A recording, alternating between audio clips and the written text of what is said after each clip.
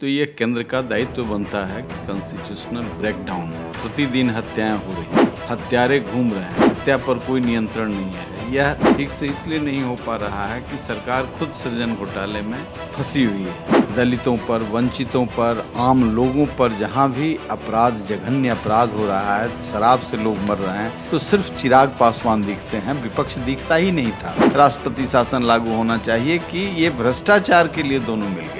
नमस्कार, आप देख रहे हैं महाखबर। मैं सुधाकर सिंह। आज दिल्ली में कॉन्स्टिट्यूशन क्लब में लोजपा की मीटिंग थी, जिसमें सारे कार्यकर्ता और तमाम लोग जुटे थे।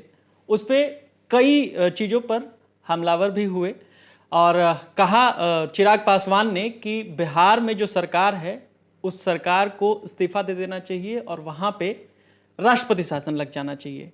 इन तमाम मुद्दों पर बातचीत करेंगे। हमारे साथ पूर्व सांसद अरुण बाबू मौजूद हैं। अरुण बाबू से जानेंगे कि क्या है आगे की कार्य योजना, क्या चाहती है लोजपा, चिराग क्या चाहते हैं, तमाम मुद्दों पर बातचीत होगी। पहले तो आपका स्वागत है। आज जो बैठक थी वो किस लिए थी, क्या मकसद से थी, आगे की क्या रणनीति होगी? कि आज राष्ट्रीय कार्यकारिणी की बैठक थी जिसमें राष्ट्रीय पदाधिकारी और पूरे देश के सभी स्टेट के अध्यक्ष उसमें थे और राष्ट्रीय पदाधिकारी थे। और ये महत्वपूर्ण कमेटी होती है राष्ट्रीय कार्यकारिणी की। उसमें कई प्रस्ताव लिए गए, बिहार के संदर्भ में भी, देश के संदर्भ में भी। लेकिन आज चिराग पासवान बहुत हमलावर थे। हालांकि जब से सरकार राजद और वहाँ बनी है जदयू की, तब से हमलावर हैं। लेकिन आज उन्होंने कहा कि सरकार को इस्तीफा दे देना चाहिए और बिहार में राष्ट्रपति शासन लगना चाहिए। आप इससे कितना इत्तेफाक रखते हैं? ये तो राष्ट्रीय कार्यकारिणी का फैसला है, उसका प्रस्ताव सर्वसम्मति से पास हुआ है। मैंने भी कोई आपत्ति नहीं व्यक्त की, समर्थन किया है, इसलिए इत्तेफाक रखते हैं। अब ये आप जानना चाहेंगे कि क्यों राष्ट्रपति शासन की बात कर रहे हैं। बिल्कुल। तो पहली बात तो संविधान के अनुसार जब सरकार नहीं चलती है तो ये केंद्र का दायित्व बनता है कि कॉन्स्टिट्यूशनल ब्रेकडाउन है।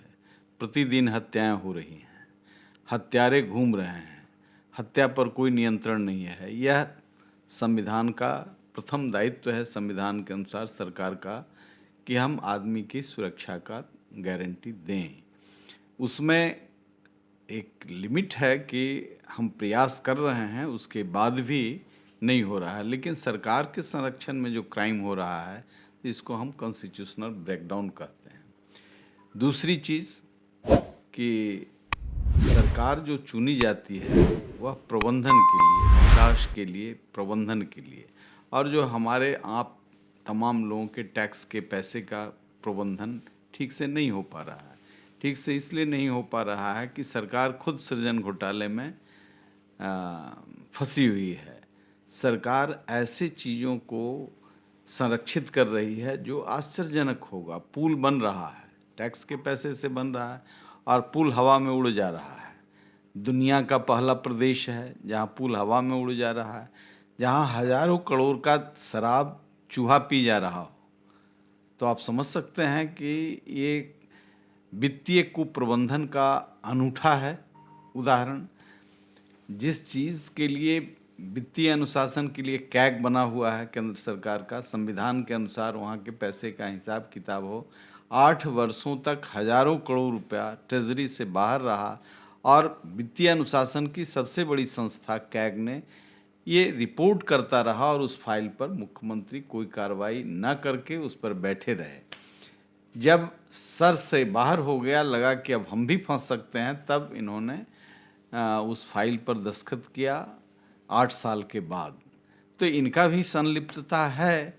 ऐसे तो उस मामले की अब जांच सीबीआई पहले कर रही थी, अब मॉनिटरिंग स्टेट गवर्नमेंट माननीय उच्च न्यायालय पटना हाई कोर्ट कर रहा है। तो एक सवाल इसमें ये जुड़ता है कि जब बिहार में विधानसभा चुनाव था तो आपके पार्टी के अध्यक्ष ने, चिराग जी ने, खूब नीतीश कुमार के खिलाफ बोलना शुरू किया और हर जगह से अपने प्रत्याशी उतारे।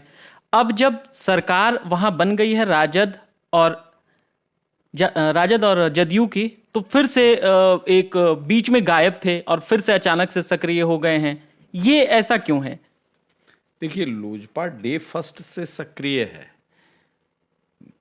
विधायक और सांसद भले न हो, कार्यकर्ता इन सवालों को लेकर जहां भी दलितों पर, वंचितों पर, आम लोगों पर जहां भी अपराध, जघन्य अपराध हो रहा है, शराब से लोग मर रहे हैं, तो सिर्फ चिराग पासवान दिखते हैं, विपक्ष दिखता ही नहीं था। गायब तो थे जो आज सत्ता में चले गए, आरजेडी के लोग, ये गायब थे सीन से, गाह बगाह कहीं उपस्थित हो जाते थे। जैसे सत्ता के लोग गायब थे, वैसे ही मूल अपोजिशन गायब था। और ये षड्यंत्र के तहत, ये मैंडेट के खिलाफ है, ये कॉन्स्टिट्यूशनल ओथ जो उन्होंने लिया उसके खिलाफ है कि जिस जनता से वोट लिया, जिन मुद्दों पर सरकार के खिलाफ, उसी सरकार में जाकर के मिल गए। इसलिए भी राष्ट्रपति शासन लागू होना चाहिए कि ये भ्रष्टाचार के लिए दोनों मिल गए। अच्छा, एक सवाल का जवाब ये भी चाहेंगे कि जिस तरीके से लगातार सक्रिय हैं, लेकिन पार्टी दो धड़ों में बट गई है। अब इसमें बीच का रास्ता क्या होगा? क्या फिर से जब केंद्र सरकार की तरफ झुकाव हो गया है लोजपा के अध्यक्ष का, वो पहले से उधर केंद्रीय मंत्री बने हुए, तो अब क्या दोनों धड़ा जो था लोजपा का एक हो जाएगा, या क्या है आगे की रणनीति? देखिए, वो धड़ा का कोई मतलब नहीं है। पार्टी का कार्यकर्ता यहाँ है, पार्टी का स्ट्रक्चर पूरा यहाँ है, तो उस धड़े का क्या मतलब है जो कहीं है ही नहीं। विधायक और सांसद कहीं जा सकते हैं, वर्कर सब नहीं चले जाते हैं। तो वर्कर का 100% यहाँ रहना यह साबित करता है कि पार्टी यहीं खड़ी है। और जिस पार्टी का नेतृत्व चिराग पासवान कर रहे हैं, वही असली पार्टी है। लोक जनशक्ति पार्टी, रामविलास ही पार्टी है। और लोग इसकी चिंता अब करने लगे हैं कि यही पार्टी है। लोगों को समझ में भी आ रहा है कि यही पार्टी है, इसलिए धड़ा बड़ा नहीं है। धड़ा बड़ा पशुपति पारस जी और सूरजभान जी, वो जो एक दूसरा गुट है, उसका अभी तो वो लोग सरकार चला रहे हैं, तो सरकार चलाएं, उस धड़े से क्या लेना देना है। हम लोग तो संगठन का काम कर रहे हैं, जन समस्याओं को उठा रहे हैं।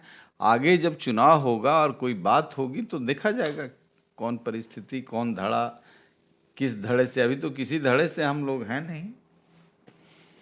ये पूर्व सांसद जहानाबाद अरुण कुमार सिंह थे, जो साफ साफ कह रहे थे कि लोजपा में 2 धड़े हैं या 4 धड़े, इससे फर्क नहीं पड़ता, कार्यकर्ता कहीं नहीं गया है, कार्यकर्ता जहां था वहीं है, और कार्यकर्ता चिराग पासवान के साथ है। जब भी बिहार में किसी भी दलित पे अत्याचार हुआ, लगातार चिराग पासवान और पूरी पार्टी खड़ी रही। आप बने रहे महाखबर के साथ। मैं सुधाकर सिंह, धन्यवाद।